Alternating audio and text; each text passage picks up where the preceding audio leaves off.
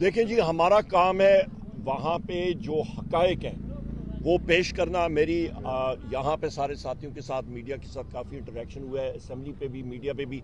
میں جو بات کرتا ہوں وہ ڈنکے کی چوٹ پہ صاف ستھری اور بالکل حقیقت پسند بات کرتا ہوں.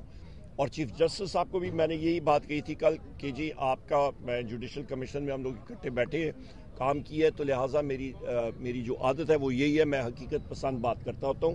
اور ان کو جو یہاں پہ ورکرز کی جو مشکلات ہیں، وزیراعظم عمران خان صاحب کی، بشرا بی بی صاحبہ کی، ہمارے جتنے یہ ساتھی ہیں ان کی مشکلات وہاں پہ سامنے رکھی.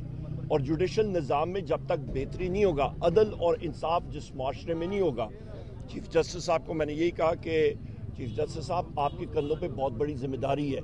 جس وقت آپ اس منصب سے اتریں گے تو تاریخ کیسے یاد کرے گی، عزت کے ساتھ آپ عزت کمائیں گے اور ان ساتھیوں کی دعائیں کمائیں گے جس وقت آپ نے اس نظام کو بہتر کیا اور عدل و انصاف فراہم کیا. سر مصدق ملک صاحب